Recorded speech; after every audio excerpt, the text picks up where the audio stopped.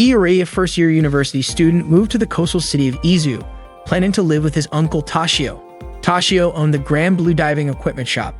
Upon arrival, Tashio invited Iori to explore the shop while he parked the car. Since he was about to start college, Iori decided to stay with his uncle. It had been 10 years since he last visited the coastal city. While enjoying the sea view, Iori suddenly noticed a girl removing her diving suit. Their eyes met. Shortly after, Tashio called him, and Iori immediately went to his uncle. Iori felt he had seen the girl somewhere before and was curious about the kind of people he would meet in his new environment. Opening the door, Iori was shocked to see a group of men playing rock, paper, scissors. These people were far from what Iori had expected in his new surroundings. Tashio welcomed Iori to his shop. Iori quickly asked why there was something strange in front of him, but Tashio mentioned that people always told him the apron he wore didn't suit him. However, that wasn't what Iori was talking about. He questioned why the group of men was completely naked. Tashio explained that this happened every day in his shop. Iori immediately ran out saying he wanted to go home. Shinji and Ryujiro noticed this and approached Tashio. Shinji asked Tashio who the guy that just arrived was. Tashio said it was Iori, his nephew from Izu University. Hearing this, Shinji and Ryujiro mentioned they had the chance to recruit a new member. Meanwhile, Iori wondered why there were perverts in his uncle's shop. Not long after, Shinji and Ryujiro chased after him, calling his name.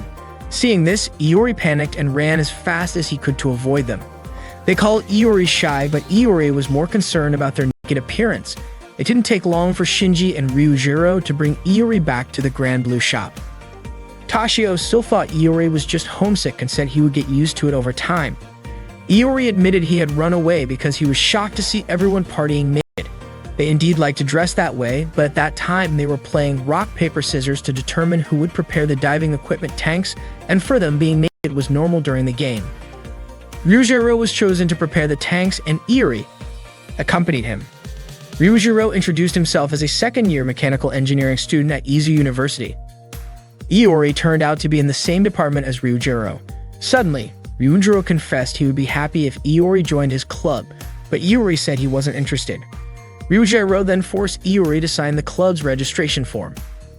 Ryujiro asked if Iori was interested in diving. Iori was indeed interested but didn't want to do it because he couldn't swim. According to Ryujiro, if someone always stays in their comfort zone, they won't be able to go anywhere, and the important thing is whether they're interested in stepping out of that zone. Suddenly, a girl who had just finished diving approached Iori and greeted him. Iori looked confused, prompting the girl to ask if Iori had forgotten her. Nanaka, his cousin. Iori then realized and immediately apologized. Nanaka understood, considering they hadn't seen each other for 10 years. Nanaka asked if Iori had seen Chisa, expressing that Iori would be surprised at how cute Chisa had become. Nanaka mentioned that she and Chisa had just finished diving. Hearing this, Iori suspected the girl he had met earlier was Chisa. Nanaka asked if Iori was interested in joining Shinji's club. Iori said he wasn't interested, not because he didn't like diving, but because he was a technical school graduate and wanted to keep his distance from the technical school atmosphere. As Iori opened the door to the cafe, he saw a group of men without clothes. Nanaka then told Shinji to keep an eye on Iori. Ryujiro announced that they were holding a welcome party for Iori. Iori immediately stated that he had no intention of joining the club, but Ryujiro told him not to say such things and insisted that Iori always rejected something before even trying it. Iori denied it, but Ryujiro pointed out that Iori often complained about things he had never experienced, just like when he said being naked outdoors was bad even though he had never tried it. Ryujiro urged Iori to drink alcohol and invited him to play rock, paper, scissors while making to gain some experience. Iori shouted that he had no need for such an experience, but Ryujiro argued that there was no such thing as a useless experience. Shinji also encouraged him to try it, but Iori still refused. No matter how much they tried to persuade him, he refused to be dragged into their insane games. That night, Chisa walked alone, still wondering if the person she had seen earlier was really Iori. Suddenly, memories of her time with Iori 10 years ago resurfaced. When Chisa entered Grand Blue, she was shocked to see Iori among the alcoholics playing rock, paper, scissors. He had even won 3 times in a row and wanted to lose on purpose just to show off. Chisa walked in and Nanaka greeted her. Iori immediately greeted her as well and placed his hand on her shoulder, but Chisa quickly brushed it off. She even considered taking off her clothes just because Iori had touched her. unable to believe how much he had grown into such an idiot. Iori tried to explain that it was not what Chisa thought. He had no idea things would turn out that way. Ryujiro and Shinji commented that Iori was lucky to be living with his cute cousin. Iori, however, complained that Chisa treated him like garbage. He did not care though, since Nanaka also lived with him. However, it turned out that Nanaka was an extreme siscon. Iori could not comprehend what had happened in the past 10 years, especially since Nanaka was the only person who had ever been kind to him. Shinji reassured Iori, telling him that many people did not have perfect lives at home. Iori agreed with that statement and resolved to live his college life with enthusiasm as compensation.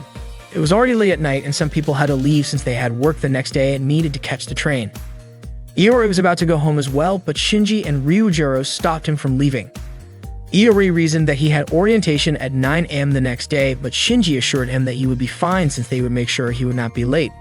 The next morning, Iori woke up only to realize that he had spent the whole night drinking with Shinji and Ryujiro. He panicked when he saw that his phone displayed 8:45 a.m. To his shock, he had fallen asleep outside, surrounded by a crowd of people who were even taking pictures of him. To make matters worse, he found himself in front of the campus auditorium. Ryujiro and Shinji smiled and told him that he would not be late. Iori had arrived at college filled with high hopes of meeting new people and starting a fresh chapter in his life. However, all of that was overshadowed by a gloomy beginning on his first day. Everyone remembered him as the guy who passed out in front of the auditorium. As Iori walked through campus, he overheard some girls admiring a handsome guy named Kohei. Iori looked at him but immediately lost any interest in approaching him when he saw the design on Kohei's shirt. That day, classes ended and some students were interested in checking out the clubs. Iori approached Chisa and asked if she wanted to walk with him to check them out. Without hesitation, Chisa walked away, reminding him not to talk to her while wearing those clothes. Iori wanted to change clothes but had no idea how to get home. Chisa was about to leave when Iori started following her, asking for directions. Chisa refused, not wanting to be seen walking with half-naked Iori. He then asked Chisa for her clothes. Chisa promptly reported to campus security that a half-naked person was asking her for clothes. Iori shouted that he and Chisa were cousins and should help each other. Chisa asked him not to say that out loud. Iori understood and threatened to tell everyone they lived together if she didn't give him her clothes. Frustrated, Chisa pretended Iori was committing a crime against her, prompting campus security to chase him. Fortunately, Iori managed to hide, still clueless about his wrongdoing. Suddenly, Kohei approached and asked what Iori was doing. Iori explained that the situation was complicated. Kohei offered to help, introduced himself, and asked Iori to explain. Iori said that Chisa wouldn't show him the way home or give him her clothes. Hearing this, Kohei informed campus security about Iori's location, thinking he was stalking and acting indecently. Iori claimed he had reasons, but Kohei ignored him and walked away. Iori then asked Kohei for his clothes, resulting in Iori becoming a fugitive from campus security again. Iori sneaked around looking for someone he knew to ask for help. At that time, there was a club exhibition and Iori hid at the diving club's booth. Nanaka and Ryujiro represented the Peekaboo Diving Club, handing out brochures and recruiting new members. Ryujiro told Iori that the coast was clear. Iori asked Ryujiro to lend him clothes. Ryujiro agreed on the condition that Iori recruited a new member for the diving club. Iori agreed and had a candidate in mind. Kohei was frustrated that there wasn't a club with a harem of high school girls idolizing him. Iori approached and encouraged Kohei not to give up, saying that if he persisted, his dream could come true. That's how the world works. Kohei realized that reality was harsh. Everyone told him he was dreaming and that there were no high school girls on campus, even though he hoped college life would bring his dream to life. Iori said such a place existed. Kohei just hadn't found the door to his dream yet. Iori invited Kohei to join him in opening that door. After joining the diving club, Kohei felt deceived by Iori. However, Iori finally got some clothes after recruiting Kohei. The diving club then started their celebration party. Ryujiro asked Iori what he wanted to drink. Iori requested oolong tea, but Ryujiro gave him vodka mixed with a bit of whiskey. Iori refused to drink it. Shinji wondered why Iori wouldn't drink it, noting that it looked like oolong tea. Ryujiro even showed that the drink could catch fire.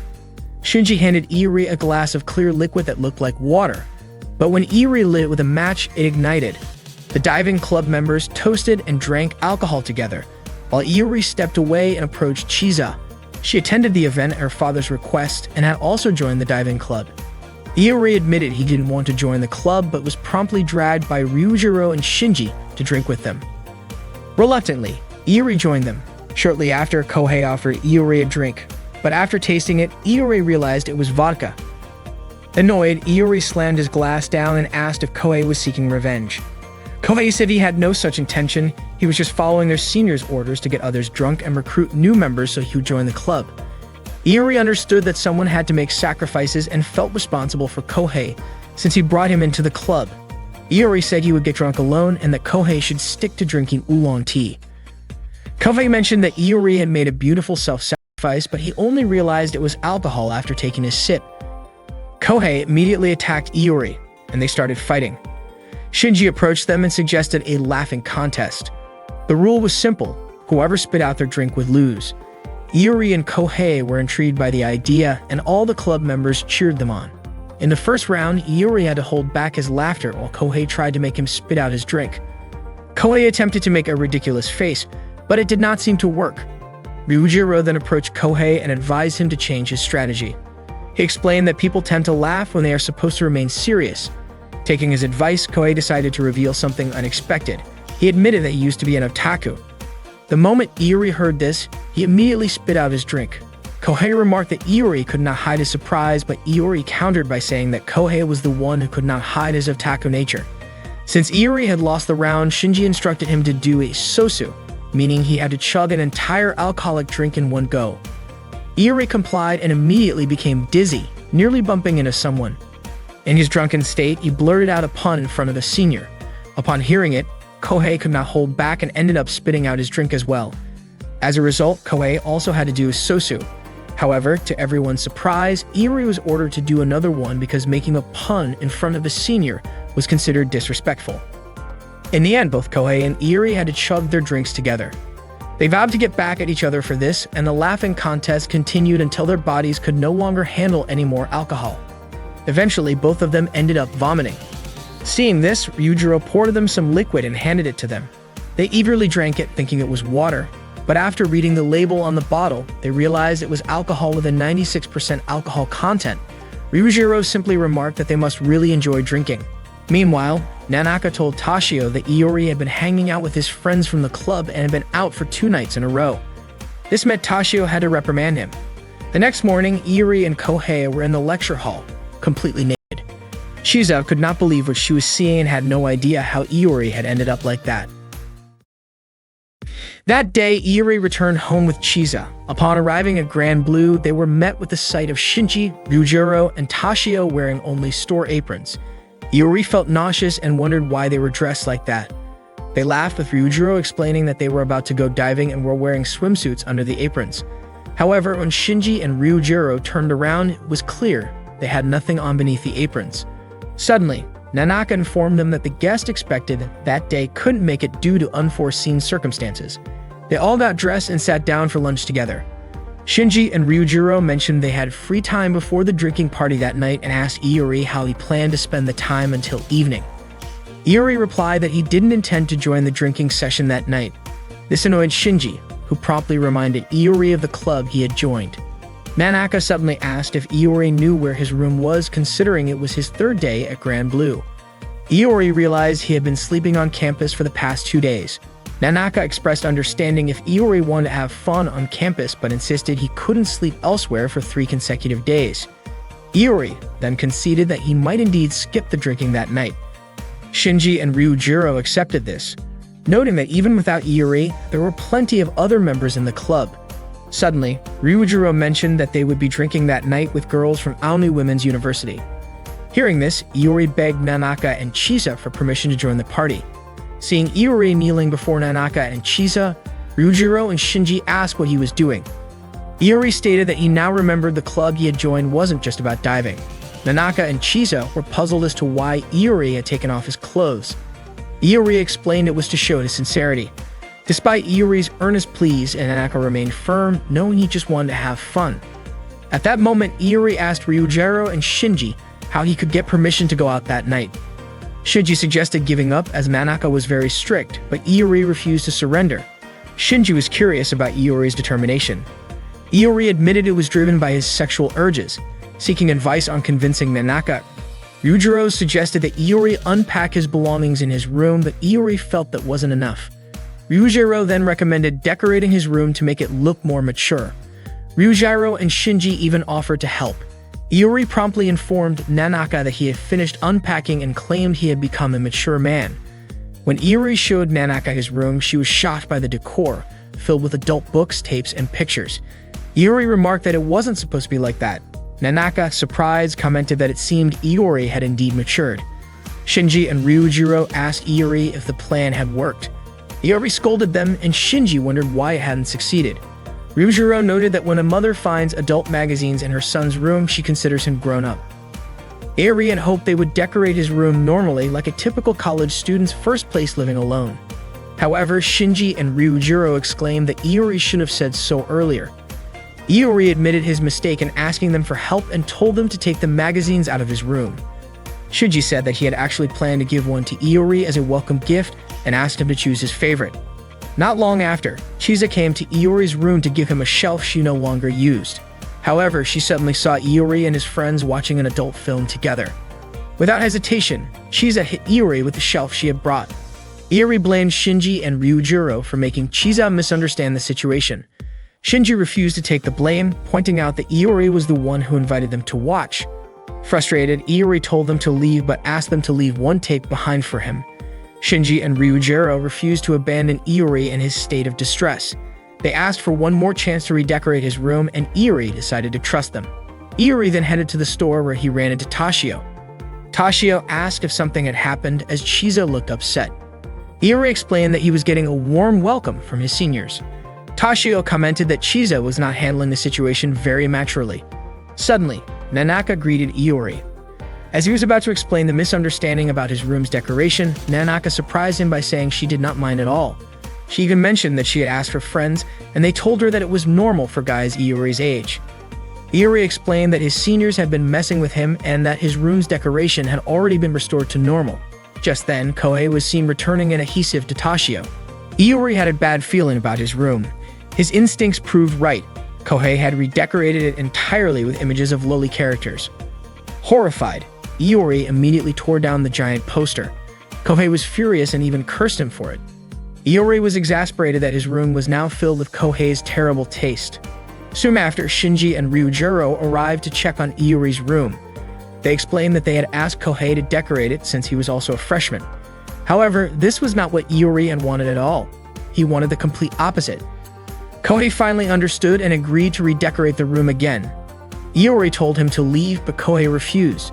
It turned out he had only done all of this in exchange for an adult tape featuring middle school girls, which the seniors had promised him. Not long after, Toshio called Iori over to help him.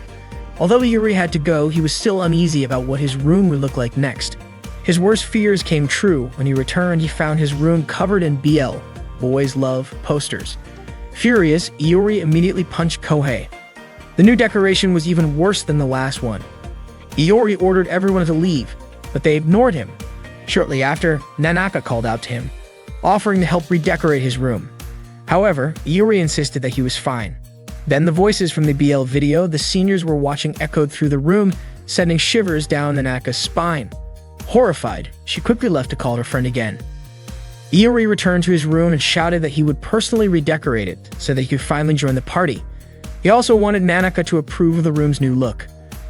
Kohei asked if Iori had any ideas, and Iori decided to fill the room with pictures of Chisa, knowing how much Nanaka adored her younger sister. The seniors were skeptical about the concept, saying the room now looked like it belonged to a stalker. Kohei reminded everyone that the drinking party was about to start. However, Shinji informed them that the party had been postponed due to an issue. Iori was stunned to learn that the drinking party was not happening that day after all, meaning all his efforts had been for nothing. Moments later, Chisa arrived with tea. Upon seeing so many pictures of herself in Iori's room, she immediately took action, leading to Iori being confined in an empty room as punishment. The following morning, Iori woke up to find the club members gathered in his room. Curious about their presence, he asked why they were there. It turned out that the room was their usual gathering spot and they couldn't just change it because of him. Iori then headed to the shop where Toshio and Nanaka greeted him. Nanaka even complimented Iori for wearing clothes that day. Toshio inquired about any club activities scheduled.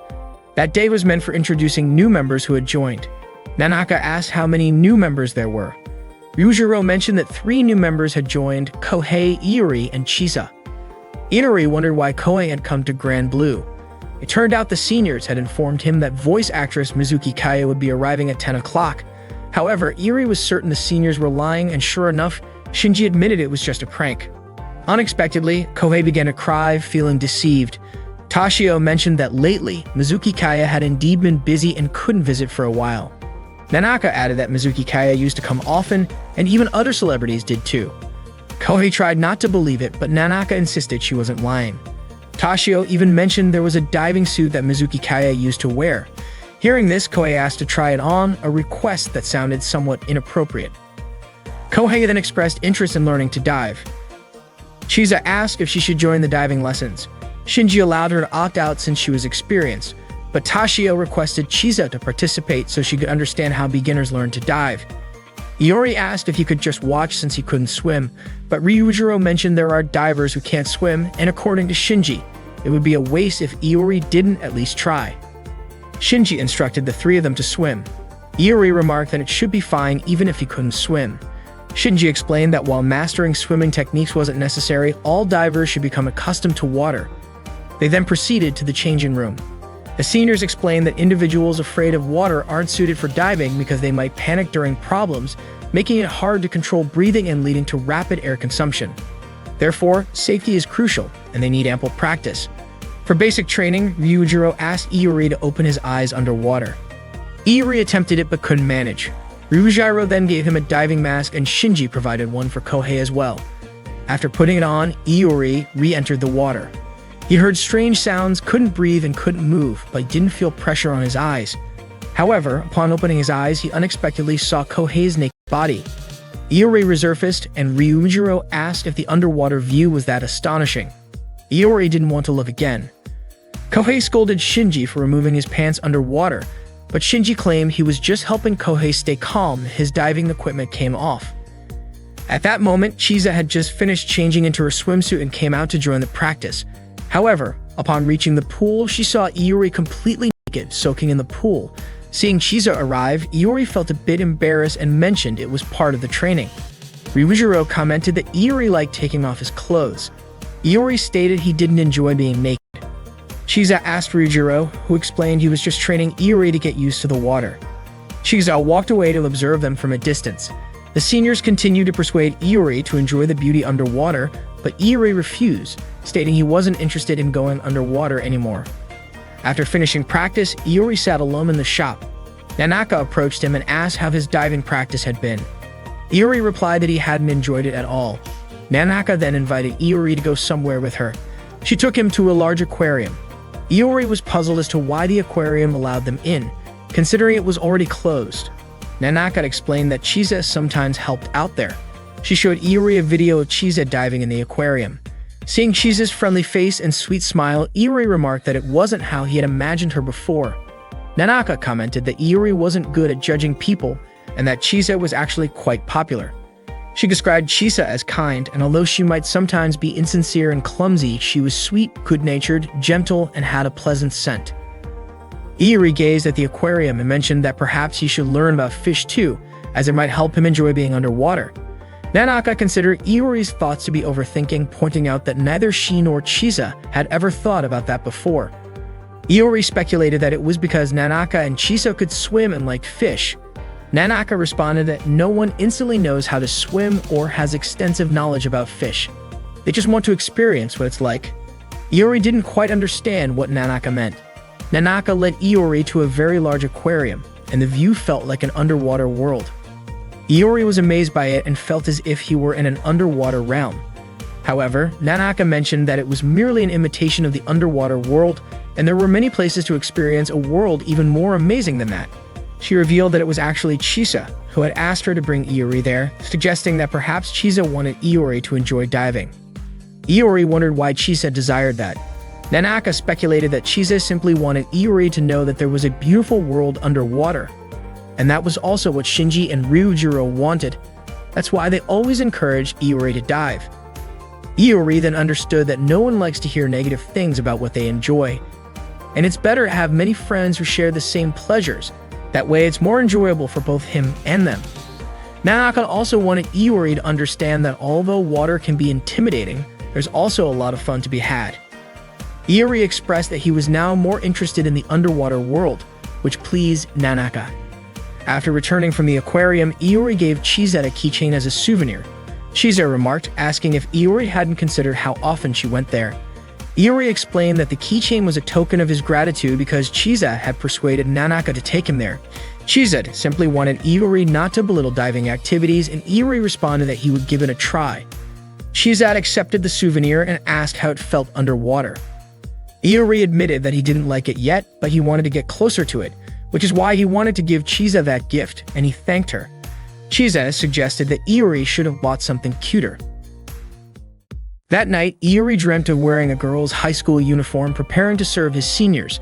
Upon waking the next morning, he felt disturbed by the nightmare.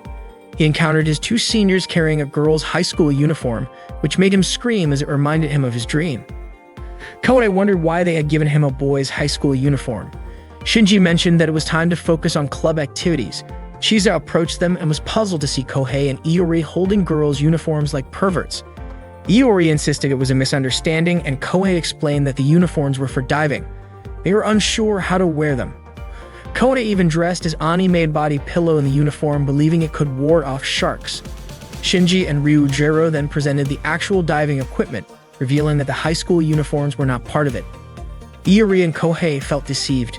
Shinji explained that diving requires significant funds, and the high school uniforms were a means to generate money. Kohei and Iori imagined how they could use the uniforms to earn money. Iori even envisioned selling himself to wealthy older men, bringing him to tears. Shinji informed them about the Izu Summer Festival, an event at their campus scheduled for May, which included an inter-club male beauty contest. The winning club would receive a cash prize, and they wanted Kohei and Iori to participate.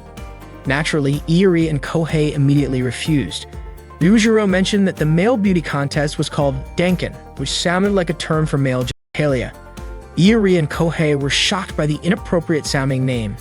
Iori asked if Chizette was aware of it. She had seen it the previous year. Kohei was unwilling to participate in the contest, especially wearing such uniforms and being laughed at. Shinji told Kohei that he was a sweet guy and should use his charm to help the diving club. Iori remarked that this meant they didn't meet him since they already had Kohei. Shinji stated that Iori would participate in the comedy category. Ryujiro asked Kohei and Iori to wear diving suits. That day, the seniors took them to the sea. Iori inquired if Chizette would join them, but she said she was tending the shop. Before Iori left, Chizette asked if he was looking forward to starting college life. Iori admitted he had been, but not anymore. Chizette was confident Iori would enjoy it. Iori trained with Ryujiro, while Kohei trained with Shinji. Ryujiro planned to teach Iori how to breathe underwater. He instructed Iori to place the regulator in his mouth and inhale. Iori tried it and found it very different from regular breathing. It required more effort to take a breath. Ryujiro acknowledged that it might be difficult at first, but assured Iori he would get used to it, encouraging him to try it underwater. Iori did so but soon surfaced, gasping for air. He tried again, but the second attempt was the same. He still ran out of breath. Iori felt scared to breathe underwater, but Ryujiro assured him it was only challenging initially and that he would get accustomed to it over time. Iori tried once more, but this time water entered his diving mask. Ryujiro adjusted the slightly loose mask. Suddenly, Iori noticed two people in a hurry and asked who those customers were. Ryujiro explained they were clients diving before their work commute. Iori was surprised that despite their busy schedules, they were willing to spend their valuable time and money to dive. Ryujiro expressed how amazing the place was. Iori recalled the large aquarium he visited with Nanaka the previous day. Ryujiro admitted he also feared running out of air underwater. He showed the spare regulator and explained it should be given to a friend who runs out of breath. He also mentioned the weight belt always faces the same direction, so it can be quickly removed in case of emergency. The diving equipment is designed not only for the user's safety, but also to assist diving buddies, and it has undergone thorough safety testing. Ryujiro assured Iori that he wasn't alone and that he would be there with him. Therefore, Iori should muster the courage to dive, knowing that Ryujiro would certainly come to his aid if needed. Iori began descending to the seafloor. When his knees touched the bottom, he opened his eyes and breathed calmly. He couldn't believe he had actually done it and didn't feel any discomfort. He discovered an underwater world he had never seen before, referring to it as a new world unknown to him. After the diving practice, Iori immediately approached Chisa, expressing that he now understood how amazing it was to breathe underwater, even though he couldn't swim, and described it as exploring a new world. Iori even compared it to being in outer space and experiencing zero gravity. He enthusiastically shared his first experience, and Chisa instructed him to change clothes. Shinji told Kohei that joy comes from understanding how to do something never done before. They gathered again for drinks at the shop. Tashio served food and asked if Iori had overcome his fear. Iori admitted he still felt anxious about entering the water, but Ryujiro noted that Iori was beginning to appreciate the joy of being in a new world. Iori thanked his seniors, but they reminded him that there was no reason for him to refuse the new world he would face, which involved wearing a uniform for the Spring Festival. The next morning, Iori woke up feeling dizzy from excessive drinking. Suddenly, a woman pressed his head and told him to go back to sleep. Iori was shocked to see a sexy woman beside his bed and thought it wasn't real. However, he considered that getting drunk and waking up next to a half-naked girl was normal at that time.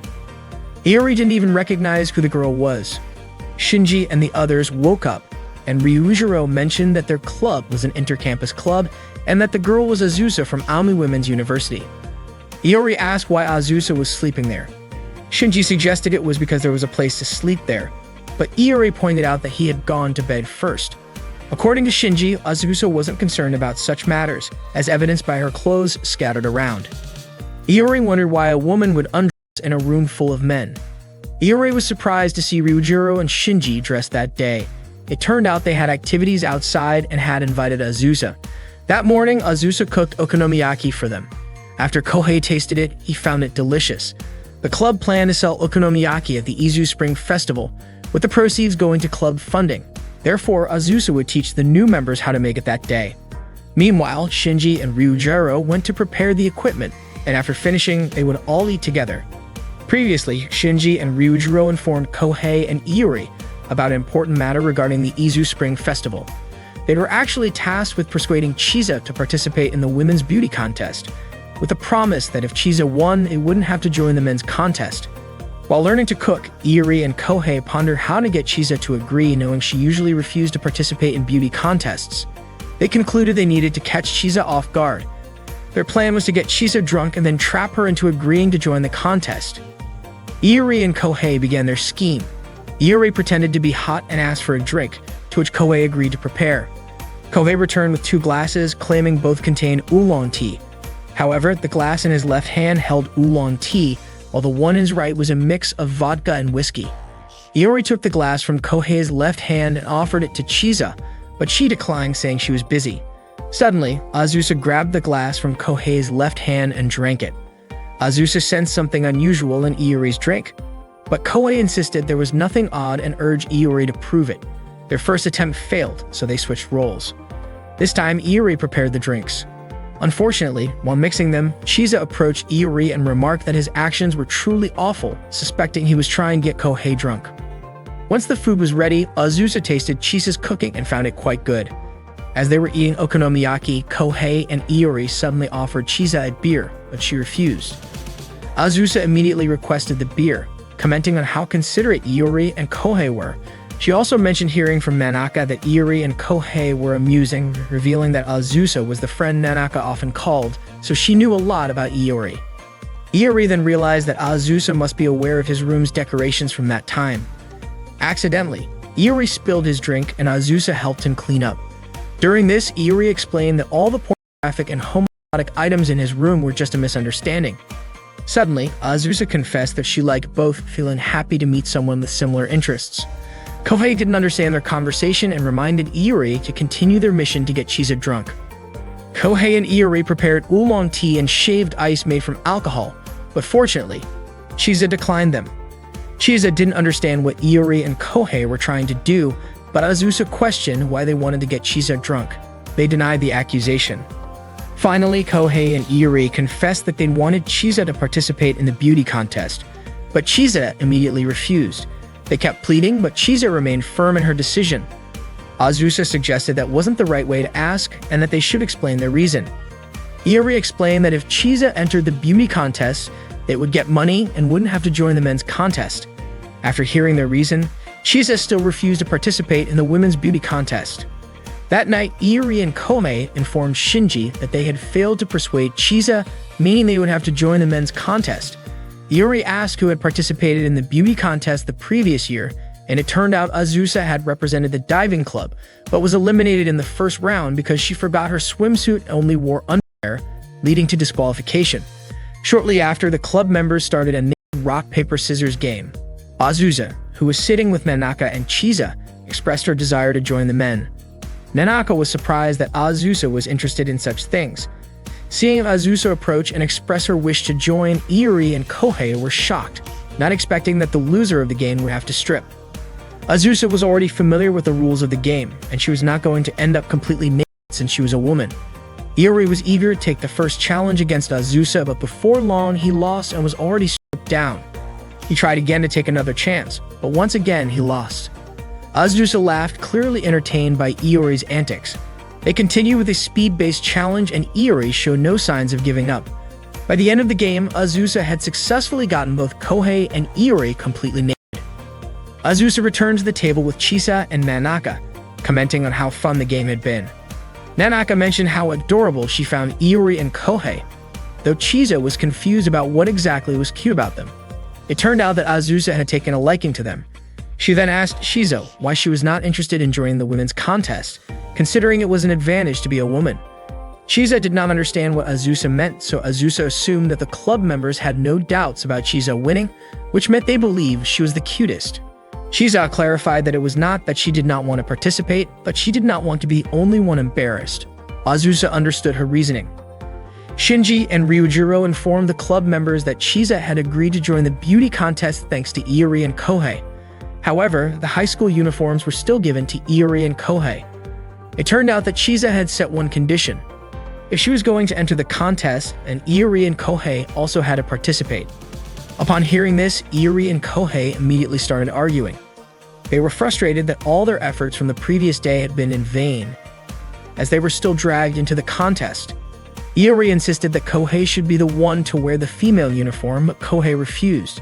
Their argument continued, but Shinji saw it as if they were having fun, while Ryujiro was happy to see how close they were. With the matter settled, Chisa felt relieved. That day marked the Izu Summer Festival, and Iori, Kohei, and Chizo were in charge of running Peekaboo's Okonomiyaki stand. Ryujiro arrived bringing drinks for Iori and Kohei and asked how their stand was doing. Iori responded that everything was going fine, but Kohei suspected they had some competition. Ryujiro pointed out that the neighboring stand, which was attracting a crowd of women, belonged to the Tinkerbell Tennis Club, known for its group of attractive, popular men. Kohei dismissed them as pathetic otaku, while Iori referred to them as pig's blood. Chisa urged Iori and Kohei to stop saying things like that. Suddenly, Azusa arrived without any clothes on, prompting Ryujiro to ask if she had walked there. Azusa explained that she had taken the bus partway. Iori was bewildered by how Azusa and Ryujiro could converse so casually. Chisa quickly handed Azusa some clothes to wear, and Iori asked why she was not already wearing something. It turned out that her outfit had gotten stained and she had not bothered washing it since it would just get vomit on it later that night anyway. When Chisa helped Azusa put on a shirt, it was apparent that Azusa's dress was too large, making it a tight fit. Ryujiro suggested that she look for a t-shirt instead, so Azusa asked Iori to help her find one. As Iori accompanied Azusa through the bustling school festival, she seemed to be enjoying the event. Out of nowhere, Azusa asked what type of guy Iori was into, leaving Iori shocked by the question. Azusa remarked that they had the same preferences, reminding Iori of a previous conversation in which she had said she liked both men and women. She explained that when it came to men, she preferred Shinji, while for women, she liked Nanaka. Iori was stunned, and Azusa then asked about his own preferences. Realizing this was his only chance to clear up the misunderstanding, Iori felt the need to tell her that he was not bisexual. However, Azusa expressed how happy she was to have met someone like Iori, admitting that she could not talk so freely with anyone else. She then grew even more curious about the kind of person Iori was attracted to. Later, while Iori and Kohei were working at the stand, Kohei questioned why Azusa had suddenly insisted on switching places with him. Iori remained silent, simply feeling guilty about the situation, which made Kohei even more curious about what happened. The two of them then wandered around the festival, enjoying the peaceful moment without any upperclassmen nearby. However, their sense of relief was short-lived when Shinji and Ryujiro suddenly appeared. Shinji brought up the idea of drinking with another club that was nearby. Kohei assumed it was some kind of group date and was excited about the possibility of meeting beautiful women. However, it turned out that the club they would be drinking with was the Rugby Club, made up of a group of muscular men. Meanwhile, Chisa and Azusa were dealing with two customers who were flirting with them. The situation made them visibly uncomfortable, prompting Iori and Kohei to step in and scare the customers away. Azusa thanked them for helping her out and suggested they take turns watching the stand. Before leaving, she whispered to Iori, urging him to tell her what he had done with Kohei. Iori quickly brushed her off, stating that he would be working at the stand with Chisa. Grateful that Chisa was keeping him company, Iori thanked her, prompting Chisa to ask what was going on. Iori admitted that he simply did not want to be alone with Azusa. Chisa noted that Azusa was beautiful and figured that Iori was just nervous about being alone with her. The two continued serving customers, and Iori asked when the beauty contest would begin. Chisa informed him that it would start at 4 o'clock, with the winner announced the following day. Iori reminded her to get ready, but Chisa nonchalantly said she wanted to participate as she was. Suddenly, Nanaka and Azusa arrived to pick up Chisa and help her prepare for the contest. Kohei, watching them leave, asked Iori where Chisa was going. Iori explained that she was getting dressed up for the competition, which made Kohei wonder if Azusa and Nanaka would end up dressing Iori as well. Annoyed, Iori retorted that Kohei, with his long hair, should be the one playing the role of Tamara. This led to an argument between the two. Ryujiro then stepped in, informing them that it was time to close the stand and head over to watch the contest. The beauty contest was about to begin, and the audience was buzzing with excitement, as it was the main event. Kohei wondered aloud if they would be performing on such a crowded stage later. The first contestant, Aina from Aomi Women's University, appeared overly made up. Suddenly, she blew a kiss toward Kohei. Next, it was Chisa's turn to take the stage. She appeared fierce, and her introduction was stiff and awkward. Her friends noticed that if she continued like this, she might lose. Shinji asked Kohei if he had any ideas. Kohei suggested that to make a shy girl shine, they needed to make her smile. However, Iori thought making Chisa smile would be very difficult. Shinji proposed that if they smiled, perhaps Chisa would smile too.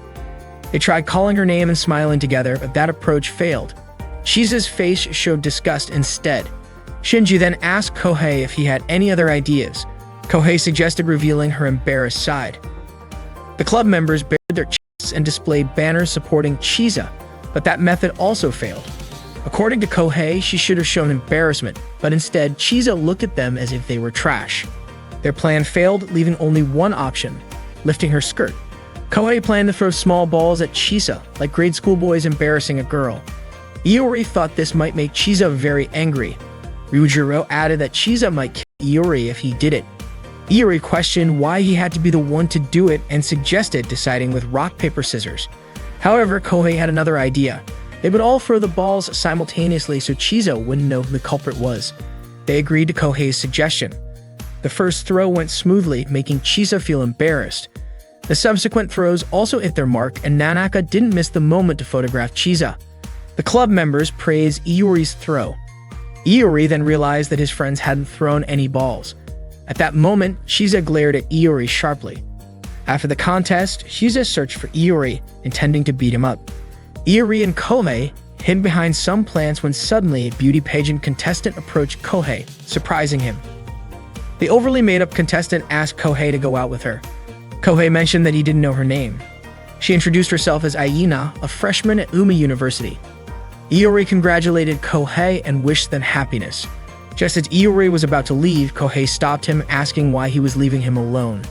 Seeing Iori and Kohei arguing, Aina ran away.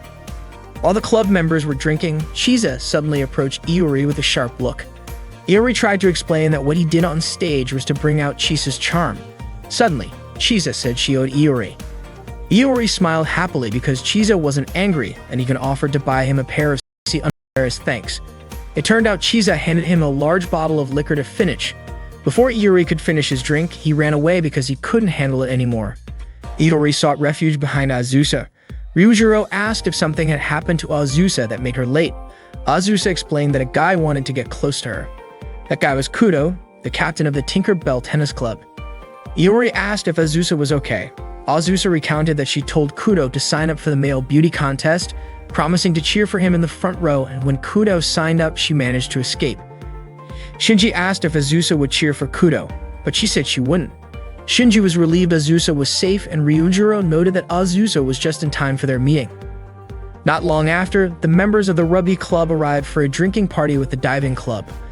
According to Iori, this drinking party was even crazier than the last one. As Iori and Kohei went to get drinks, they noticed Aina sitting alone.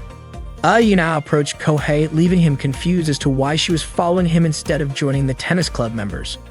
At that moment, Aina was rambling incoherently due to being extremely drunk. She confessed that the reason she had asked Kohei out was because she found him sexy, just like the reason she had joined the tennis club, because everyone there was sexy. She had thought that having a boyfriend would allow her to experience the college life she had always dreamed of, but instead, she ended up like this. Arina began crying loudly, saying that she had worked so hard, learning how to apply makeup, trying on clothes she would never normally wear, and doing things she did not want to do, only to become the butt of everyone's jokes. Iori assumed that the people Aina was referring to were from Tinkerbell. Kohei agreed, saying that if Aina wore makeup that thick, people would naturally think she was crazy. Aina protested, saying that they used to call her cute, but Kohei bluntly pointed out that they had actually been laughing at her. It turned out Aina already knew that. At first, she did not mind being treated like a joke as long as she had friends and could have fun. But after the drinking party following the contest, the Tinkerbell members had told her to go home because they had laughed enough at her expense. Aina realized that she never needed to try so hard to change because, in the end, no matter what she did, people would still laugh at her. And it was the Tinkerbell members who were mocking her. Iori stated that no one is always laughed at, nor is anyone always laughing at others, and he promised to show her something interesting. That night, the men's beauty contest began. The first contestant from the Rugby Club showed off his athletic physique.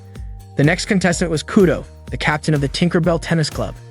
The audience cheered him on, suggesting that he had many fans. Kudo himself felt he was on a different level compared to the others. Next up was Kohei from the diving club, and the girls in the audience commented that he looked cute. Kudo was curious why Kohei was wearing a high school uniform. He admitted that Kohei seemed decent, but he was confident that he would be the one to win the contest. Suddenly, Kohei approached Azusa and asked her not to date Kudo. Instead, he asked her to date him. Kudo understood that Kohei was trying to attract attention that way, but he was irritated that Kohei had the audacity to use his name without permission. Kudo then approached Azusa and asked her to choose him instead. The audience eagerly waited to see whom Azusa would pick. Then Azusa reached out and took Kudo's hand. Kudo smiled and apologized to Kohei for how things turned out, like he believed that everyone was on their own level and that someone out there was a perfect match for Kohei. Suddenly, Kohei burst into laughter, mocking Kudo. It turned out that the Azusa who had chosen Kudo was actually Iori in disguise. Iori laughed, never expecting that he would turn out to be Kudo's perfect match. Kohei laughed as well, saying that Iori was on the same level as Kudo when it came to being a woman. At that moment, Iori from the Peek-a-Boo Diving Club officially entered the comedy contest. Just as Kudo was about to say something, Iori cut him off, teasing him by declaring that the captain had confessed his love to him. Kohei chimed in, saying that although it was painful, Kudo had to stay strong and he hoped that the two of them would stay together forever. Iori and Kohei then said in unison that they had laughed enough and told Kudo to go home. Iori had successfully demonstrated his point to Aina. The audience erupted into cheers and Azusa praised Iori and Kohei, saying that they had pulled it off. However, Chisa suddenly walked away. That night, the members of the diving club raised their glasses in celebration. Suddenly, Aina entered the room looking like she wanted to join them. Kohei handed her a bucket full of drinks to celebrate the party. He commented on how heavily Aina had done her makeup. Aina was shocked to see that Iori and Kohei could drink so much. Kohei explained that his body had been trained for it. The diving club members praised Iori and Kohei for their impressive drinking abilities. The next day, while working at the booth, customers started flirting with Chisa after learning that she had participated in the beauty contest. They scrambled to talk to her and some even dared to grab her hand. Normally, Iori and Kohei would have immediately stepped in to help, but they were still unconscious from drinking too much. Before long, Shinji and Ryujiro arrived to drive away the pushy customers. Later that day, the winner of the contest was announced. Chisa had won the beauty contest, but she looked gloomy on stage. Shinji and Ryujiro were curious about why she seemed that way. Azusa explained that Chisa had only entered the contest for Iori and the others. However, instead of supporting her, Iori and Kohei had worked hard for Aina. On top of that, Chisa had been constantly hit on by guys because of the contest, and no one had stepped in to help her. That was probably what had made her angry. The host then asked Chisa who she would share her joy with. Smiling, Chisa replied that of course she would share it with her boyfriend Iori, who was currently passed out on the stage. The host was surprised that Chisa was dating such a perverted guy. Shinji realized that Chisa was using Iori as an excuse to reject other men. Azusa became curious about what they would do now that they were together. That day on campus, Iori told Kohei that it seemed like their classmates were looking at him differently. Kohei felt the same way. Iori wondered why that was happening.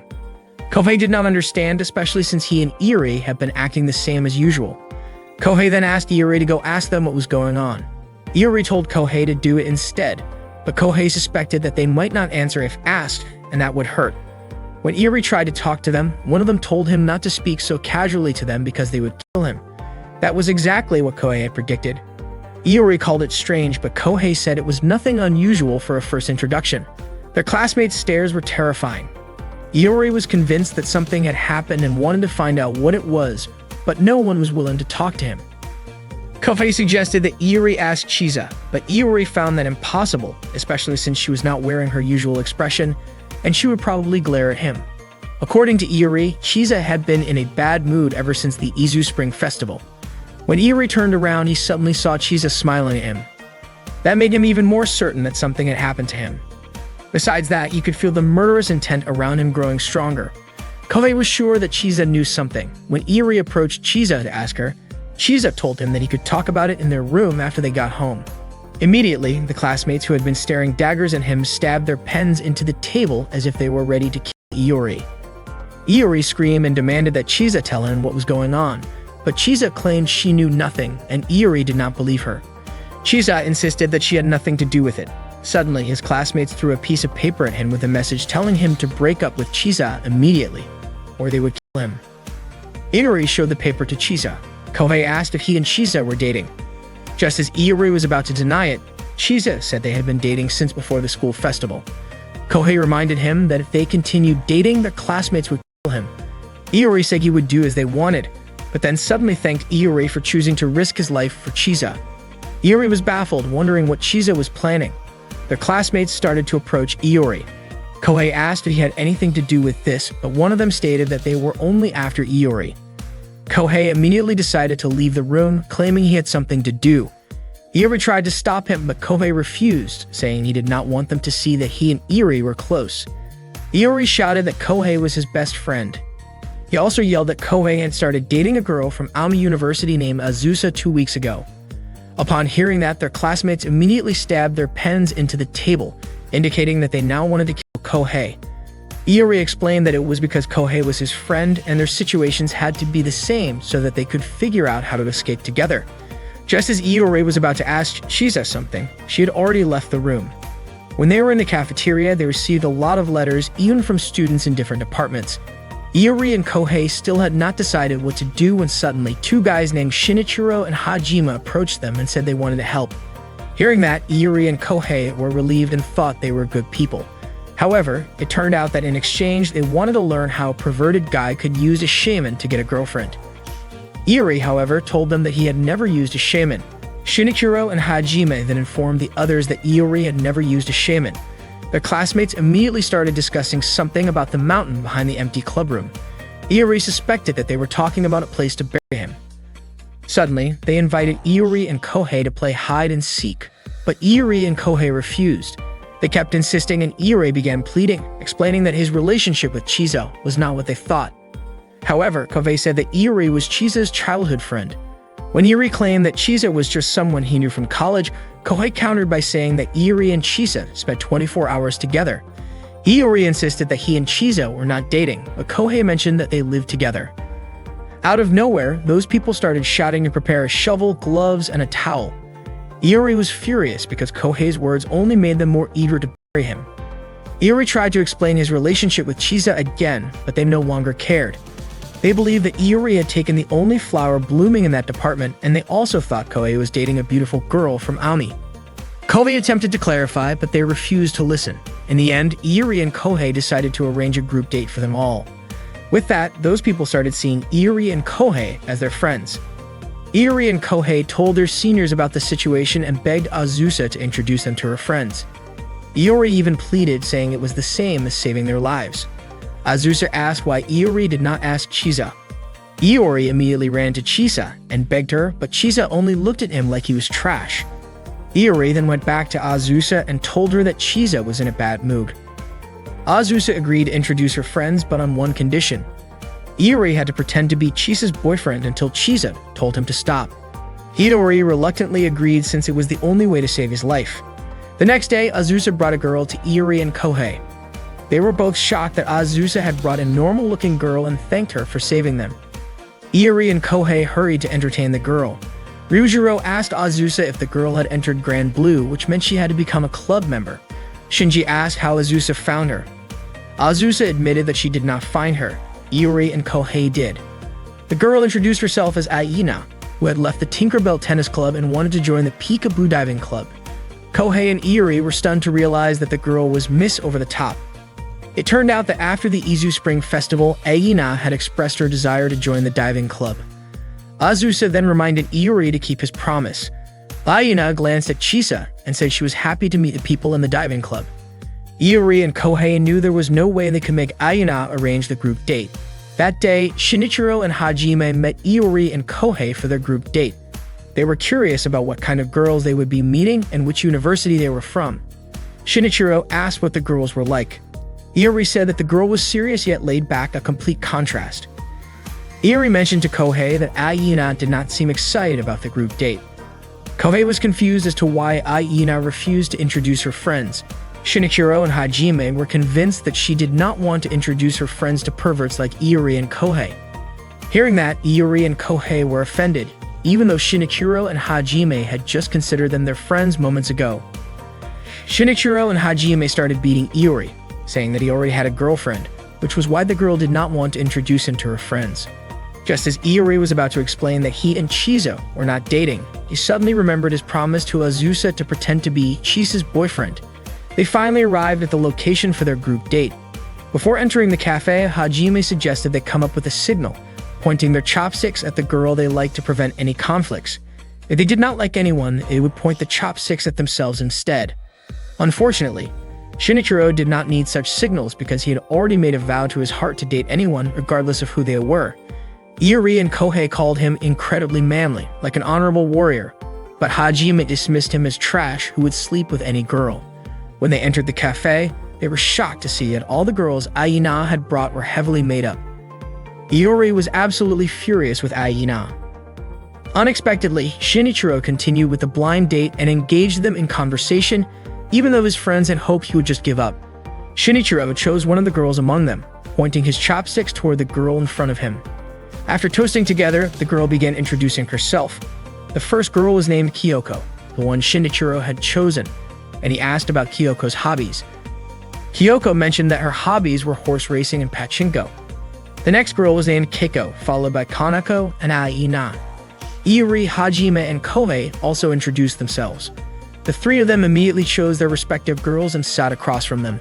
Shinichiro felt touched because his friends were helping to make the blind date go smoothly. Hajime reminded Iori and Kohei that their supporting role was to make the blind date more lively. Iori started a conversation with Aina, mentioning that Aina looked different than usual. Kanako asked in what way Aina was different. Iori replied that Aina's clothing and makeup were different. Aina explained that since it was a blind date, she had made a great effort in her preparations. Hajime offered drinks to Iori and Kohei, reminding them that their task was to make Shinichiro into a man. The three agreed to let the girls call them by their real names to appear more familiar. They all began introducing themselves by their real names, but suddenly Aina mentioned that changing nicknames would cause club members to misunderstand. However, if Iori still wanted to call her by her name, Aina wouldn't force him. Just as Iori was about to call Aina, Kohei immediately stuffed Iori's mouth with a bottle of drink to prevent him from ruining the event. Hajime reminded them that their role was to support Shinichiro. Iori reluctantly said that he really wanted to call her by the name Aina. Aina then asked Iori to say it once more. The food arrived. The menu at that time was ramen salad. The girls immediately took photos together because they had just heard of that food menu. While the girls were discussing some photos, unexpectedly, Aina showed a picture of Kanako without heavy makeup. Iori and the others then suspected that the girl was actually beautiful. Iori and Hajime pointed their chopsticks toward Kanako and invited her to chat. The two of them wouldn't give up on winning over Kanako. Suddenly, Shinichiro pointed his chopsticks toward Kanako, indicating that Shinichiro had changed his target when Kanako mentioned she liked Kanamoyo films. Upon seeing a photo on Kanako's phone of the female witch monster Lalako, Kohei immediately became interested in her. Suddenly, Kohei approached Kanako and invited her to come to his room. The girls suddenly went to the restroom together. Shinichiro became upset with his friends, thinking they were supporting him. They almost got into a fight, but Iori reminded them that they were friends and that jealousy wasn't the solution. Instead, cooperation was the key to victory. Iori mentioned that if one of them became close, they could have another blind date tomorrow or the day after. Hearing that, everyone agreed and was excited to achieve victory together. Iori approached Kanako. Seeing Iori chatting so closely with Kanako, Kohei and the others felt annoyed. Suddenly, Kohei approached Iori and asked how he and his girlfriend were doing. Iori was surprised by Kohei's jealousy over his success in getting closer to Kanako, especially since he was just one step away from achieving his dream of having a girlfriend in college. However, to his surprise, Kanako did not react at all after finding out that Iori had a girlfriend. Aina invited her friends to order dessert. Iori wondered if Aina was helping him, but it turned out that Kanako said Aina had already told her that Iori had a girlfriend. The blind date came to an end, and the girls thanked Iori and the others. In the end, nothing came of the blind date. It was just a waste of time and money. Iori asked his friends if they had heard what was said after they turned around, and it turned out that the girls had called them a zoo. Unwilling to be called animals, they countered by calling themselves street performers. Regretting that they had arranged the blind date, they immediately decided to go drinking together because there was no way they could go home in such a state. That night, Kyoko asked Aina if what they had done was enough. Aina apologized for making them do that to help her. However, Kanako said that wearing makeup like that was fun, and Keiko also thanked Aina for letting them copy the report. Kyoko mentioned that maybe there were some nice guys at that time, but since they looked so overdone, it was understandable. Aina said it was fine because it was not the first time they had seen them like that. She then asked if guys who did not care about appearances were not every girl's dream. Her friends laughed and told her that she had been watching too many dramas. Meanwhile, Iori and the others were getting drunk. He lamented that if his friends had not interfered, Kanako would have already been his. However, Kohei told him it was too late to complain. Hajime even reminded them that they were all friends and Shinichiro would never forgive a traitor. That day, while at the cafeteria, Iori begged Chisa to stay by his side, but Chisa refused. Iori kept pleading, but Chisa continued to reject him and told him to give up. It turned out that Iori wanted Chisa to sit next to him and let him see her answers during the upcoming German exam. Iori then told his three friends that he had failed to persuade Chisa to let him cheat. Shinichiro mentioned that if they failed the German exam, they would be in trouble. No matter what, Iori and his friends had to find a way to pass because there was no time left to study. The exam was about to start soon. Iori shrank a copy of his notebook to make cheat sheets for the exam. After printing them out, the only thing left to do was figure out how to hide them. Yu and Kenta approached them and asked for the cheat sheets. Iori wondered why he always attracted losers like them. Yu hid his cheat sheet inside his pencil case. Shinichiro hid his behind a water bottle label. Kohei tucked his inside a towel. Hajime hid his in the clip on his arm. Iori placed his behind his fan, and Kenta stuffed his inside his shirt. After that, they all encouraged each other to pass the German exam together. As the German exam was about to begin, the German lecturer instructed them to remove their pencil cases from their desks. This meant that Yu could not cheat. Yu immediately signaled Shinichiro for help, but shortly after, the lecturer also banned eating and drinking during the exam. Hearing that, Shinichiro gave up and begged Iori to help him instead. Iori wondered why the others seemed so relaxed. The lecturer announced that the exam would start at 1 o'clock and that those who finished early could leave. Two confident students left right away. It turned out they had already given up on the exam. A little later, Iori noticed Hajime panicking because his cheat sheet had become unreadable due to sweat. Kohei suddenly realized that Shumikawa was not in class. It turned out that Shumikawa had skipped school and had messaged Iori earlier to ask what would be on the exam, but Iori had refused to tell him. Iori and the others planned to work together because some of them could not use their cheat sheets. Kenta, whose cheat sheet was still safely hidden inside his shirt, was about to help. Unfortunately, as he pulled his collar, the paper flew straight to the front of the lecturer's desk. When the lecturer asked about the paper, Iori and the others immediately pointed at Kenta, exposing him for cheating. The lecturer quickly realized that none of them could actually answer the exam questions. Iori complained that the questions were too difficult. The lecturer then decided to give them a bonus question. He instructed them to write a new question on the back of their exam papers and translate it into German. The first question was arthritis, the second was a man holding a banana while naked, and the last was James Thomas. They were all baffled by how absurd and difficult the questions were. Iori and his friends ended up scoring between the low teens and 20s on their exams. Their grades were terrible, and they knew they had failed. Suddenly, the lecturer announced to those with bad scores that if they had more than 10 points, they passed, and if they had more than 20, they got an A. Hearing this, Iori and his friends felt relieved, thinking they were saved. Unfortunately, when Iori read the note on the back of his exam paper, it said, "You are stupid for using a cheat sheet and still getting a bad score. You need to take a remedial exam." After classes, Iori and his friends gathered at Grand Blue. Ryujiro asked about the blind date from the previous day. Iori described it as a disaster and showed photos of the overly made-up girls. Aina mentioned that she and her friends had made an effort and that Iori and the others should be grateful. Hearing that Aina wanted to join their club, Kohei inquired if she knew what kind of club it was. Aina replied that it was a diving club and she wanted to try it because she thought it was an adult hobby. She was interested in the feeling of swimming in the sea and seeing various types of fish. She also liked the idea of diving on tropical islands with college friends as it seemed like a TV drama. Iori and Kohei in unison said that if that was her reason, Aina shouldn't join the club, but they were just joking. Shinji and Ryujiro called Aina to introduce herself at their club's new member welcome party. Aina introduced herself, saying she was interested in diving but had never tried it and wanted to learn a lot from that point on.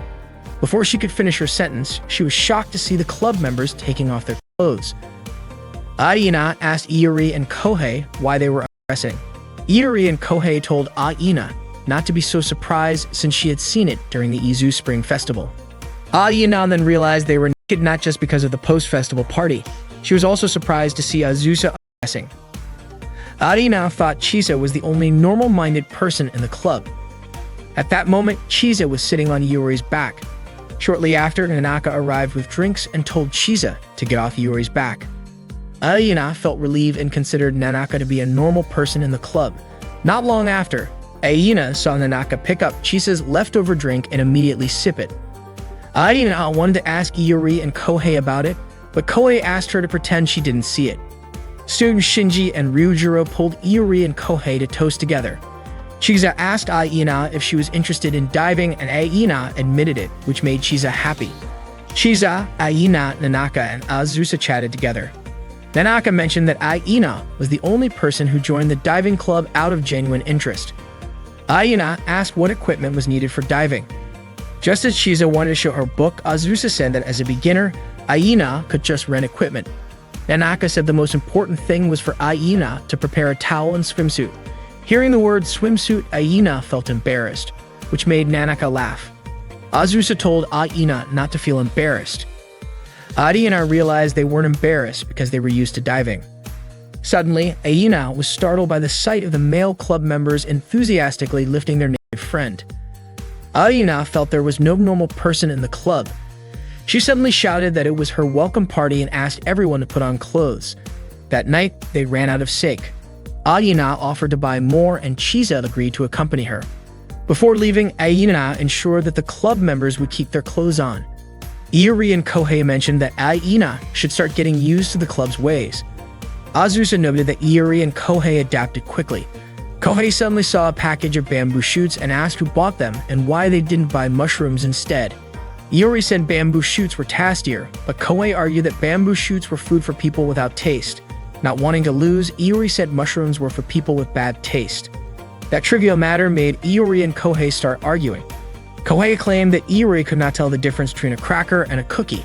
As their emotions escalated, Ryujiro intervened and Shinji suggested settling the dispute with a game.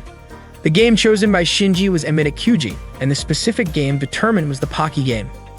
Iori was curious about who came up with that idea, and it turned out to be Azusa. She encouraged Iori to play the Pocky game.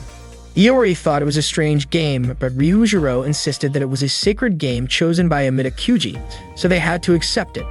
Since there were no Pocky sticks available, Ryujiro replaced them with Jumbo Fugashi sticks. Iori and Kohei prepared to play the game. The rule was simple. The first person to let go of the stick from their mouth would lose. Both of them immediately started biting into the Fugashi with enthusiasm. Ryujiro even commented that the game was more beautiful than he had imagined. In the end, neither of them won. Kohei even complained that the Fugashi had nearly destroyed his mouth. Azusa then sent a message to Chisa, asking her to buy some Pocky. Chisa suspected that something had happened while she and Aina were not there because Azusa mentioned that Iori and Kohei wanted to play the Pocky game. Iori and Kohei then invited their seniors to join the game as well. Ryujiro asked how they would determine the pairs for the game, and Iori suggested using rock, paper, scissors. When Chisa and Aina arrived at Grand Blue, they were shocked to find Iori and the others undressing. Aina questioned why they were like that. Iori explained that they were playing rock, paper, scissors to decide who would play the Pocky game. Aina was confused as to why playing rock, paper, scissors required them to remove their clothes. Shinji then explained that rock, paper, and scissors were naked, so the players had to be naked as well. Ryujiro then announced that the diving club had new members, so they needed to prepare for the license class. Kohei joked that the license was for the person who could strip the fastest, while Iori said it was for the fastest drinker. Shinji was baffled by their reasoning, as the license was clearly for diving. Hearing that, Iori and Kohei were shocked because they had not mastered diving at all. Shinji asked if they had read the diving manual, and both of them claimed they had. To test their knowledge, Shinji asked them some questions. He asked if they knew hand signals, and Kohei responded that they were simply gestures. Ryujiro explained that hand signals were crucial for communication underwater. Shinji then demonstrated a hand signal and asked them to interpret its meaning. Shinji's gesture meant stop, look here, and dive. However, Iori interpreted it as stop for a moment, I am going to kill you right here. Shinji then asked what Iori would do after receiving that hand signal. Iori responded that he would shoot Shinji first with an underwater gun. Shinji concluded that Iori could not be trusted with hand signals. Next, it was Kohei's turn. Kohei was confident that he would do better than Iori. Shinji showed another hand signal, which meant there is an issue, oxygen is running out, ascending. However, Kohei interpreted it as Yahoo Ayin, yeah. After receiving that signal, Kohei decided that he would keep watching Shinji forever. Shinji suspected that Iori and Kohei had not studied at all. They both apologized, and Shinji handed them the book so they could properly learn from it. While reading the diving manual, Nanaka approached Iori and asked if he was studying for the license. Iori mentioned that he had only learned hand signals. Nanaka then moved closer to Iori, making him nervous. She told him that he needed to memorize the hand signals. Leaning in, she whispered to him that she had heard rumors about him and Chisa dating. Hearing that, Iori immediately signaled to Shinji and the others that he was in trouble. Iori then approached Azusa and told her that Nanaka had heard about him and Chisa dating. He asked Azusa for help, and she agreed. Feeling relieved because he could rely on her, he asked what she was planning to do. It turned out that Azusa intended to tell Nanaka who Iori actually liked. Before she could say anything, Iori suddenly shouted that he was deeply in love with Chisa. Hearing that, Nanaka seemed upset and walked toward him. Iori quickly gave another hand signal to Shinji and the others, calling for backup. Iori wanted to explain the situation to Nanaka, but to his surprise, she looked pleased instead. She admitted that she had been worried since Iori and Chisa had not been getting along recently. If Iori was saying such things, it meant their relationship was fine. Azusa asked Nanaka if she was okay, but Nanaka simply stated that Iori and Chisa seemed so close that they really looked like a couple. Azusa then asked what she would do if Iori and Chisa actually started dating. Nanaka admitted that she did not know. Iori thought Azusa's question was unreasonable. However, what Nanaka meant was that she was unsure of what she would do. Iori became convinced that one day Nanaka would end up killing him. He assured her that such a thing would never happen, but as Chisa's older sister, she could not ignore it if Chisa ended up in a relationship. The next day was diving practice. Each person was paired up, Shinji with Kohei, Chisa with Iori, and Aina with Azusa. Iori felt awkward about being partnered with Chisa. Nanaka then told everyone to change into their swimsuits. Aina was surprised that Nanaka and Azusa were changing in front of everyone, but Chisa explained that since they were already wearing swimsuits, it was not a big deal. As usual, Ryujiro and Shinji were wearing nothing. After that, they put on their diving suits. While walking toward the sea, Iori asked Nanaka why she had paired him with Chisa. She admitted that she wanted them to make up. Iori then asked what would happen if the opposite occurred. Azusa reassured him that Chisa was very friendly when she was underwater. Before diving, Chisa asked Iori not to stray too far from her. She asked if he was nervous and reassured him that they would be swimming in shallow waters. She also told him to let her know immediately if anything happened. Iori understood and followed her. When they reached the ocean floor, Iori followed Chisa's lead as she dived ahead of him. He realized that she was not actually mad at him. She pointed out various locations and marine life around them. Iori understood that Chisa took diving very seriously to ensure that accidents did not happen and so that everyone could enjoy the underwater scenery. After practice, Aina said that the experience was really fun. Azusa and Nanaka were happy that she had enjoyed it so much. Chisa then asked Iori if he had fun, and he admitted that he did. Seeing that Iori and Chisa had made up, Azusa and Nanaka were confident that everything would be fine. Suddenly, Iori remarked that Chisa was definitely Nanaka's little sister because he could tell just by looking at her from behind. According to him, Chisa had a spectacularly shaped butt. Upon hearing that, Chisa immediately beat him up. Iori and his 5 friends had just finished their German remedial class. They were surprised at how easy it turned out to be. After class, they planned to have some drinks and agreed to do so at Iori's place. However, Iori felt something was off and asked why it had to be at his place. It turned out they wanted to check if Iori and Chisa were living together, as Iori had mentioned before. Iori was certain that if they found out the truth, they would kill him. He didn't mind if they discovered he was dating Chisa, but he felt it would be disastrous if they found out he was living with Chisa's very sexy older sister. He couldn't even imagine what would happen. Just as Iori was about to ask Kohei for help, Kohei grinned at him instead. After class, Iori informed Nanaka that his friends would be visiting his room that day and asked her to hide somewhere. Nanaka didn't understand why, but Iori couldn't explain. He just said his life was in danger. Nanaka was puzzled since it was Iori's friends who were coming. Shortly after, Kohei and Iori's other friends arrived, bringing drinks. They only then realized it was a dive shop and seemed interested. Iori quickly invited them to go straight to his room, but they seemed to want to look around the shop first. Upon reaching Iori's room, they were suddenly shocked by underwear scattered on the floor, which naturally surprised them. Iori was sure it was Azusa's doing. Iori's friends were upset and called him a traitor. Suddenly, Shinichiro stated that Iori wasn't betraying them. He even referred to the bra as a hat and asked them not to make a fuss about it. Shortly after, you found a lipstick, shocking them again. This time, Iori was sure it was Ayina's doing. Shinichiro instead referred to the lipstick as a suppository. You blamed Iori, but Iori reasoned that their club often used it for games. Shinichiro suspected that the bra didn't belong to Chisa because of its jumbo size. Hajime even speculated that whoever took it off wouldn't dare go home, and you was sure no woman would dare go home without a bra. However, Iori thought Azusa wasn't normal. Not long after, Hajime saw a long-haired wig, then Kenta found a female high school uniform. Hajime screamed, prompting Kohei to ask what was wrong with them. Hajime was puzzled that Iori had many strange items. Shinichiro even suspected Iori was a dangerous person, and Yu suggested they pretend not to see it. Seeing a magazine, Shinichiro asked if Iori was looking for a part-time job, and Yu asked if there was something Iori wanted to buy. Iori said that diving required a lot of expenses. When they opened the job vacancy magazine, they were surprised to see a job marked as model, especially seeing the wig and female high school uniform. They became increasingly scared thinking about it. They immediately started the drinking party to toast their success in the German remedial. Suddenly, Shinichiro returned from the bathroom and told Iori that he had found an angel. Shinichiro showed a photo of Nanaka on his phone to his friends. They said she was very beautiful. Shinichiro said that he met Nanaka while getting some fresh air outside. Shinichiro realized when he saw her, he thought about dating her. Kenta said it was impossible, and Hajime said they were on different levels. Shinichiro understood that but really wanted Nanaka to bear his children. Iori was sure Shinichiro had gone mad, and everyone was even embarrassed to know him. Not long after, Shinichiro went out again because he wanted to meet Nanaka. He even said he wanted to kneel and ask Nanaka to date him. Iori finally understood how Shinichiro confessed his feelings to a girl, and Kohei wondered about Shinichiro's past. Shinichiro mentioned that when he returned, he would become a man.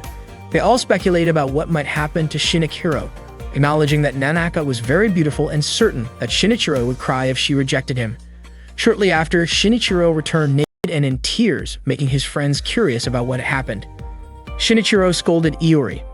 explaining that when he went to the beach, he saw many men. Hearing this, Kohei and Iori immediately understood. Kenta didn't grasp the situation but was sure it was horrifying. Hajime also mentioned that seeing naked men could make his eyes rot, even though Iori and Kohei saw it almost every day. Iori then calmed him down and invited him for a drink, especially since Kohei was also certain Nanaka would reject Shinichiro. Hajime even remarked that it was impossible for Shinichiro to get a girlfriend. Shinichiro wondered why his friends couldn't comfort him a little. Hajime and the others had at least confirmed that Iori wasn't living with Chisa. They also mentioned that Kohei's joke wasn't funny, but Kohei insisted he wasn't joking, prompting Iori to hit Kohei to stop him from talking. Iori also said that Kohei liked to make jokes. Hajime and Kenta became doubtful that Iori was dating Chisa. Even Yu found it strange for Iori to have a girlfriend. Suddenly, Chisa came into Iori's room and said she had finished her bath. Chisa apologized, saying she didn't know Iori's friends were in his room and quickly left. Iori immediately stood up, ready to run away, but all of his friends held him back and beat him up together. The next morning, Iori asked Chisa if she didn't feel guilty seeing him all battered. Chisa apologized and Nanaka mentioned that Iori's life was truly in danger. That day, Iori, Chisa, Aina, and Kohei were discussing places to dive. Shinji and Ryujiro approached them, and Aina told them she wanted to get a license to dive in various places. Shinji and Ryujiro were pleased to see Aina enthusiastic about club activities. That day, Itari and Kohei had brought sports clothes as their seniors had requested. Their activity was a doubles tennis match aiming for the buddy system, more precisely, they were after the prize money. It turned out to be an idea from the Tinkerbell tennis captain, Kudo. So if the Peekaboo Club lost, they would have to give up the prize money and the titles from the previous two contests. Hearing that, Iori and Kohei wondered why their seniors accepted the challenge when they couldn't beat the tennis club at tennis. Iori was sure Kudo planned to take revenge and even intended to humiliate the diving club. Shinji understood that and decided that humiliating Iori and Kohei was a trivial matter to get the prize money. The diving club members arrived at the tennis court. Iori and the others were ready, but Azusa and Nanaka didn't participate. They chose to cheer instead. Iori asked why Aina was wearing a running jacket. It turned out Aina was embarrassed to show her legs if she wore a tennis uniform. Iori wondered since Aina had dared to wear sexy clothes during the contest. Aina mentioned that during the contest, she felt brave because she was wearing makeup and was also drunk. Iori then asked what makeup actually meant to Aina. She explained that she felt insecure about her appearance when she was with Nanaka and Azusa. Iori commented that the running jacket suited their team because they were still amateurs. In the locker room, Chisa was shocked because she was supposed to be wearing a running jacket, but it seemed like Nanaka had switched it with a sexy tennis outfit. Before the match started, Kudo explained that they would play 3 sets, with one set being a doubles match. Kudo teased Iori, asking why he was not wearing women's clothes again. He then approached Aina and asked if she was a new member of the diving club. Kudo did not recognize Aina at all without her makeup. Kohei remarked that Aina's makeup was like armor protecting her from enemies.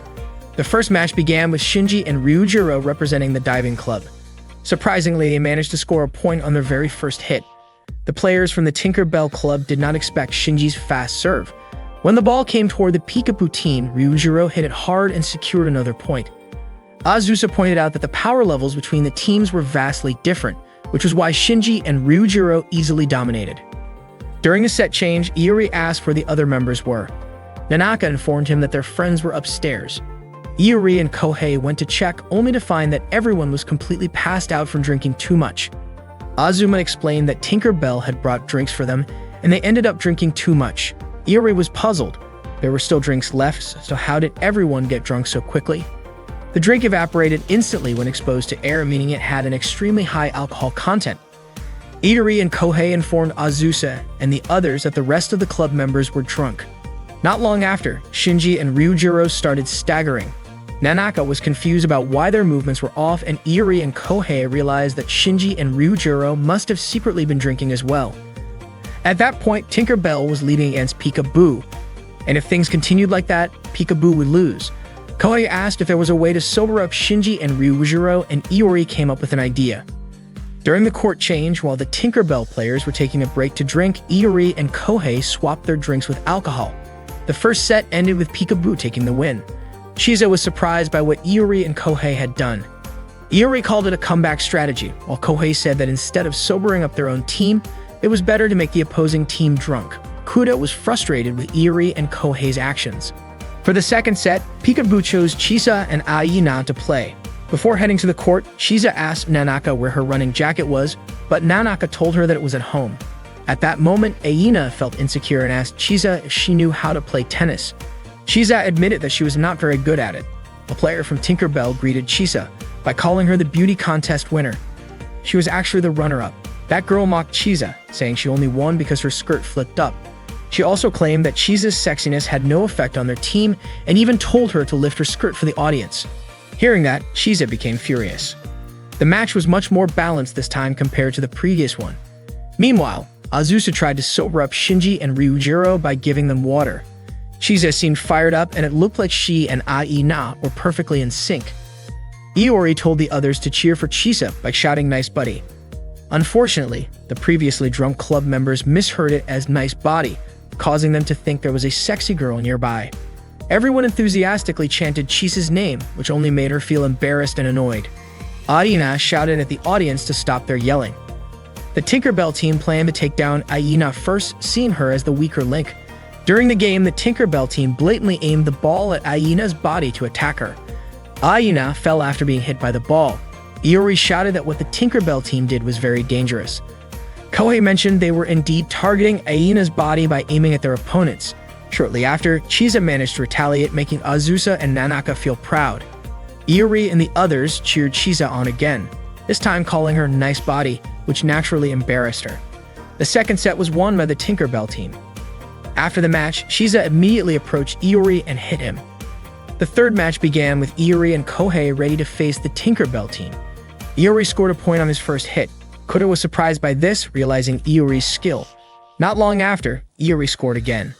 Azusa didn't expect Iori to be good at sports. Shinji mentioned that Iori had good control in lifting Chisa's skirt. Kohei was amazed at Iori's prowess. Iori realized he was indeed good at sports other than swimming. Kudo asked Iori not to act arrogant. The tennis match was evenly matched, with the ball being well received. When the ball headed towards Kohei, Iori was confident Kohei could handle it. Unfortunately, Kohei's hit was so weak that he couldn't return the ball. Kohei told Iori that the opposing team was very tough, even though it was Kohei himself who was lacking. Once again, Kohei couldn't receive the serve properly and they lost in the early round. Iori began to worry about how to defeat them since Kohei was the reason they failed. Suddenly, Kudo said he recorded the match to study it later, but he actually used the recording to laugh at their opponents' outfits during the match. Iori and Kohei had no choice but to truly crush the opposing team. Iori hit the ball so hard that it got stuck in the fence. Iori served the ball again with force and Kudo kept dodging it. It turned out Iori was aiming for the recording camera, but Kudo managed to block the ball. Not long after, Iori and Kohei started fighting. Kohei reminded Iori to care more about their score than the recording camera. Iori understood. This time he indeed had to crush someone. Iori deliberately hit the ball towards Kohei, knocking him out.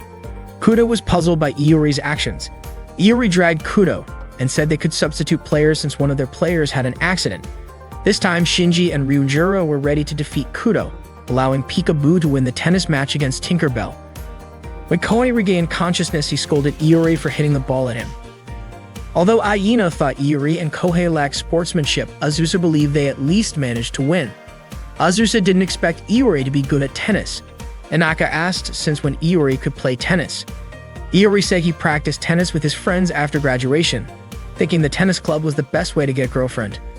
Azusa asked why Iori didn't join the tennis club despite practicing hard. Iori said he wasn't given the chance to choose. He felt he had enough of tennis because there were other things he wanted to do. Chisa handed Iori a towel and praised his game. After winning the cash prize from the tennis match, the diving club held a training camp, with the destination being Okinawa. They all knew Okinawa was an amazing place.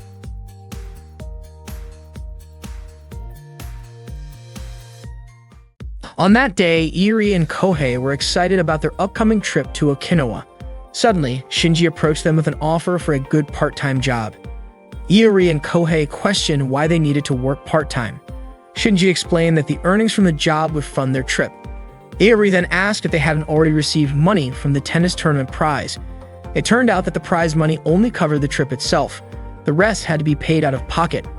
The next day, Aina noticed Iori and Kohei looking exhausted. Iori mentioned he needed money, and Kohei remarked that earning money wasn't easy. Azusa then inquired if Shinji had given them a part-time job the previous day. Apparently, the part-time job Iori and Kohei did involve moving goods. After completing the task, they were paid a decent wage. After a day's work, they spent time drinking at a bar, but they hadn't anticipated that their hard-earned money would vanish instantly to pay for the rather expensive drinks. Azusa asked where Shinji was at that time. Iori explained that Shinji had gone to earn money as they had the previous day, but Iori and Kohei couldn't handle the heavy lifting for 2 consecutive days. Azusa mentioned that Ryujiro was also working. Iori speculated that Ryujiro might be working as a gigolo, while Kohei guessed he was a show dancer. Azusa laughed at their assumptions and invited them all to visit Ryujiro's workplace. They arrived at the bar where Ryujiro worked. Iori and the others were surprised to find that Ryujiro was a bartender, which Aina thought looked impressive. Seeing Ryujiro as a bartender reminded Iori of the bartender who had presented them with a hefty bill for their drinks the previous day. Unexpectedly, Kohei immediately apologized to Ryujiro, feeling guilty for imagining him as a show dancer. Chiza wondered what kind of bar Iori and Kohei had envisioned. Azusa informed them that the prices at that bar were affordable. Ryujiro explained that his boss wanted the bar to be enjoyable for college students as well. Before long, young female customers arrived. The barmaster greeted Azusa and recognized those with her as Ryujiro's juniors. Azusa mentioned that they wanted to see where Ryujiro worked. When asked for their opinion by the barmaster, Iori commented that Ryujiro looked odd as a bartender, and Kohei even asked when the master planned to fire Ryujiro. The master stated that Ryujiro was very popular with the customers. Iori and the others observed how Ryujiro served the customers. He was friendly and made them feel comfortable chatting with him. His polite and charming demeanor led some customers to openly express their fondness for him. Iori wished the master would plant a knife in Ryujiro's head.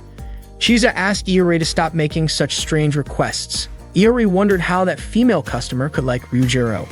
He assumed that bartenders were only popular among women, and Kohei thought the job looked cool. In fact, Azusa believed the female customer liked Ryujiro because he was innocent and sweet-talking. The barmaster offered Iori and Kohei the chance to try being bartenders as well. They changed into bartender attire, and Azusa thought they looked very fitting. Iori felt that wearing clothes around sake felt very strange. Azusa understood because they were both used to drinking without wearing shirts. The master allowed Iori and Kohei to take care of Azusa and the other female customers. They appeared nervous, but Chiza reminded them that the customers they were serving were friends, so if they messed up while serving, she would understand. Azusa ordered a gin lime, as did Chiza. Before long, Ryujiro prepared their orders and Azusa thanked him. Iori and Kohei observed that the drink Ryujiro served was a mix of gin and lime, making a gin lime. Aina then ordered a screwdriver. Hearing that name, Iori immediately thought about the drink's mix and promptly served a glass with a screwdriver tool in it. Seeing the drink, Aina was upset and remarked that there was something strange about her drink. In fact, a screwdriver is a mix of vodka and orange juice. Iori and Kohei truly didn't understand. They simply mixed ingredients based on the drink's name. Aina then asked if they were messing with her. Iori apologized and said it was just a silly joke. He then made another drink, but this time he replaced the screwdriver with a flathead screwdriver, which of course made Aina furious. She almost stabbed him with a flathead screwdriver. Iori asked if that was still wrong, and Kohei told him that was why he had advised him to use a precision screwdriver. Aina then changed her drink order to a Moscow Mule. Iori and Kohei immediately started thinking about the ingredients, breaking down Moscow into Mos and cow, and somehow concluding it meant Marimo, moss balls. Aina had no idea what the two of them were thinking, considering that a Moscow Mule is actually a mix of vodka, lime, and ginger ale. She scolded them and told them to do it properly. Hearing that, the barmaster laughed, amused by their antics. He handed them a book containing various cocktail recipes and preparation methods. As Iori flipped through the book, he commented on how many cocktails had confusing names. Kohei, however, said Iori was only confused because he lacked imagination. To Kohei, it was easy to picture the drink's appearance based on its name. Iori then pointed to a menu item called Sex on the Beach, and Kohei imagined it as a pink heart. But when Iori mentioned cherry blossom, Kohei, instead of picturing the drink, imagined Shinichiro shirtless. Iori was annoyed by Kohei's mental images, accusing him of just imagining whatever he wanted. Aina suggested that for a trendy place like that, they should talk about something from a movie or a drama, but she doubted Iori and Kohei could pull it off. Determined to prove her wrong, the two tried to reenact scenes from movies and dramas, shaking drinks dramatically, sliding glasses across the counter, and making toasts. However, their execution completely shattered the elegant image Aina had in her mind. Afterward, Iori and Kohei got into another argument. Seeing this, the barmaster speculated that the two were very close,